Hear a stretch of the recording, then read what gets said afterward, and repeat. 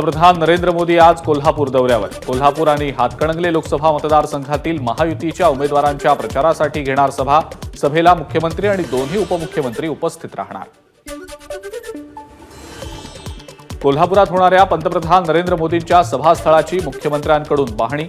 आज होणारी सभा जोरदार होईल, मुख्यमंत्री एकनाथ शिंदेंनी व्यक्त केला विश्वास। काँग्रेसच्या महासचिव प्रियंका गांधी आज लातूर दौऱ्यावर।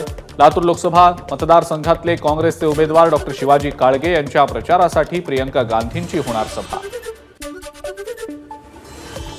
रत्नागिरी सिंधुदुर्ग लोकसभा मतदारसंघातले शिवसेना ठाकरे गटातले उमेदवार विनायक राऊत यांच्या प्रचारासाठी आज उद्धव ठाकरे यांची रत्नागिरीमध्ये होणार सभा। पुण्यातल्या 4 लोकसभा मतदारसंघांसाठी 29 एप्रिलला पंतप्रधान मोदींची सभा। अमित ठाकरेही सभेला उपस्थित राहणार, चंद्रकांत पाटलांची माहिती। 29 तारखेला संध्याकाळी पुण्यामध्ये पंतप्रधान मोदींची सभा, त्यामुळे महाविकास आघाडीची याच दिवशी होणारी सभा पुढे ढकलली। आता महाविकास आघाडीची सभा 30 एप्रिलला होणार। काँग्रेसच्या केंद्रीय निवडणूक समितीची आज बैठक। अमेठी आणि रायबरेलीच्या जागांचे उमेदवार आज ठरण्याची शक्यता। राहुल गांधी अमेठीतून तर प्रियंका गांधी रायबरेलीतून निवडणूक लढवण्याची दाट शक्यता। महाराष्ट्रात काल संध्याकाळी 5 पर्यंत अंदाजे 59.63% मतदान, तर देशात 64.23% मतदान। सर्वात कमी मतदान उत्तर प्रदेशमध्ये। देशभरात दुसऱ्या टप्प्यात 13 राज्यांमध्ये 88 जागांवर मतदान। मध्य प्रदेशमधल्या बेतूलमध्ये बसपा उमेदवाराचं निधन झाल्यामुळे तिथलं कालचं मतदान झालं रद्द। वर्ध्यात सरासरी 56.66% मतदान। भाजपचे रामदास तडस आणि महाविकास आघाडीचे अमर काळे यांच्यात मुख्य लढत। अकोल्यात सरासरी 52.49% मतदान। भाजप उमेदवार अनुप धोत्रे, काँग्रेस उमेदवार डॉ. अभय पाटील आणि वंचितचे अध्यक्ष प्रकाश आंबेडकरांमध्ये थेट लढत। अमरावतीत सरासरी 55.99% मतदान। अमरावतीत चौरंगी लढत। भाजपकडनं नवनीत राणा, काँग्रेसकडनं बळवंत वानखडे, अपक्ष उमेदवार आनंदराज आंबेडकर आणि प्रहारच्या दिनेश बुब यांच्यामध्ये चौरंगी सामना। बुलढाण्यात सरासरी 58.45% मतदान। शिंदे गटाकडून प्रतापराव जाधव आणि ठाकरे गटाकडनं नरेंद्र खेडेकर निवडणुकीच्या रिंगणात। यवतमाळ वाशिम लोकसभा मतदारसंघामध्ये सरासरी 57% मतदान। शिंदे गटाकडनं राजश्री पाटील आणि ठाकरे गटाकडून संजय देशमुख यांच्यात लढत। हिंगोलीमध्ये सरासरी 60.79% मतदान। शिवसेनेचे बाबूराव कदम कोहळीकर, ठाकरे गटातले नागेश पाटील आष्टीकर आणि वंचितचे डॉ. बी.डी. चव्हाण यांच्यात तिरंगी लढत। नांदेड लोकसभा मतदारसंघासाठी सरासरी 59.57% मतदान। भाजपकडनं प्रताप पाटील चिखलीकर आणि काँग्रेसचे वसंत चव्हाण निवडणुकीच्या रिंगणात। परभणीमध्ये सरासरी 60.9% मतदान। रासपचे महादेव जानकर की ठाकरे गटाचे संजय जाधव जिंकणार याकडे लक्ष। छत्रपती संभाजीनगर लोकसभा मतदारसंघातनं उमेदवारी दाखल करण्याच्या शेवटच्या दिवशी एकूण 51 उमेदवारांचे 78 अर्ज दाखल। त्यापैकी 44 जणांचे अर्ज वैध तर 7 जणांचे अर्ज अवैध। यात चंद्रकांत खैरे, संदीपान भुमरे, इम्तियाज जलील यांचे उमेदवारी अर्ज ठरले वैध। बीड लोकसभा मतदारसंघाची निवडणूक छाननी प्रक्रिया पडली पार। प्रक्रिया पार पडल्यानंतर 55 उमेदवार वैध, 19 उमेदवार ठरले बाद। भाजपच्या पंकजा मुंडे, शरद पवार गटातले बजरंग सोनवणे आणि वंचित बहुजन आघाडीचे अशोक हिंगे यांचे उमेदवारी अर्ज ठरले वैध। शिरूर लोकसभा मतदारसंघात खासदार अमोल कोल्हेंच्या उमेदवारी अर्जावर घेण्यात आला होता आक्षेप। चौकशीअंती निवडणूक आयोगानं अमोल कोल्हेंचा अर्ज ठरवला वैध। नाशिक लोकसभेसाठी शिवसेना खासदार हेमंत गोडसेंनी घेतला उमेदवारी अर्ज। महायुतीचा नाशिकच्या जागेचा तिढा कायम असताना गोडसेंनी घेतला अर्ज। 30 एप्रिलला वर्षा गायकवाड उमेदवारी अर्ज भरणार। वर्षा गायकवाड उत्तर मध्य मुंबईतून निवडणुकीच्या रिंगणात।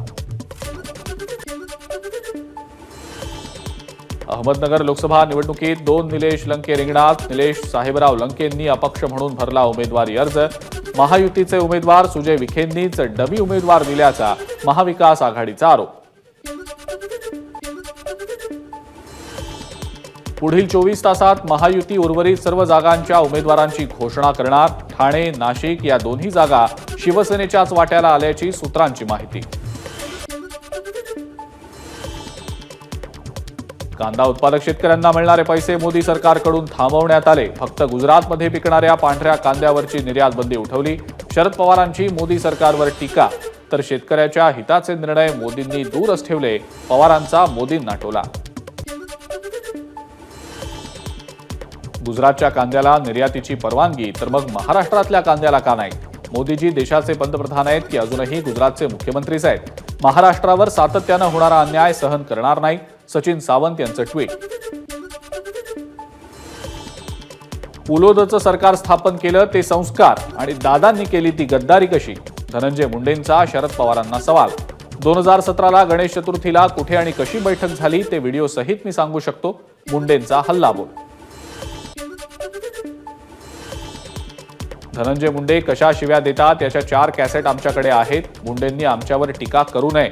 बीडचे महाविकास आघाडीचे उमेदवार बजरंग सोनवणे यांचं मुंडेंना थेट आव्हान. मुख्यमंत्र्यांना शिर्डीसाठी धावाधाव करावी लागतेय, मात्र त्यांचा उमेदवार 100% पडणार. भाऊसाहेब वागचौरेंना साईबाबांचा आणि जनतेचाही आशीर्वाद. संजय राऊतांचा खोचक टोला. निवडणूक आयोग ही भाजपची शाखा. निवडणूक आयोगाकडनं निष्पक्ष कामाची अपेक्षा करणं चूक.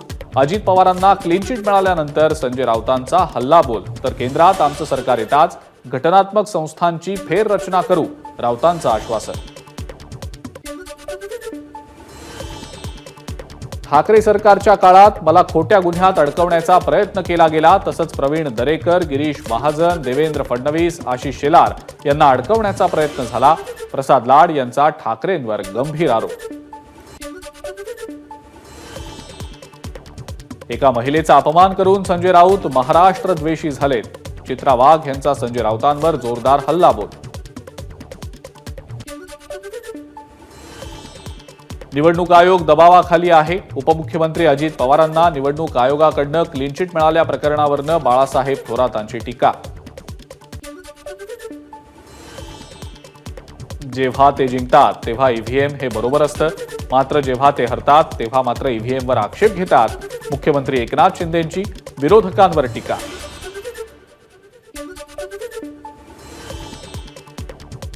विशाल पाटील नवीन आहेत. त्यांना पुढे जाण्याची संधी होती, मात्र त्यांनी घाई केली. अजूनही त्यांनी थांबावं आणि आघाडीचा धर्म पाळावा. विजय वडेट्टीवार यांचं विशाल पाटील यांना आवाहन.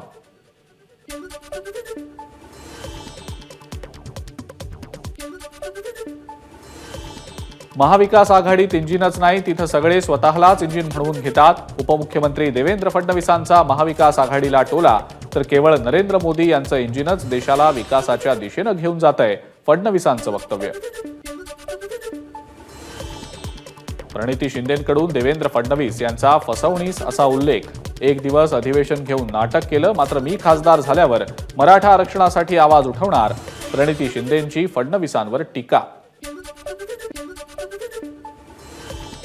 आपण 28 जिल्ह्यांना भेटी दिलेल्या आहेत. त्यावेळेला महाराष्ट्रात मोदींची जादू चालणार. उद्धव ठाकरे हे खलनायक आहेत आणि काँग्रेस हा आता पक्ष राहिलेला नाही. भाजपचे नेते दिनेश शर्मा यांची ठाकरे आणि काँग्रेस यांच्यावर टीका. भाजप म्हणजे वॉशिंग पावडर बनवणारी कंपनी आहे. ही कंपनी इतकी मस्त आहे की 1 लाख कोटींचा घोटाळाही माफ होतो. अजित पवारांना मिळालेल्या क्लीन चिटवरनं जितेंद्र आव्हाडांची टीका.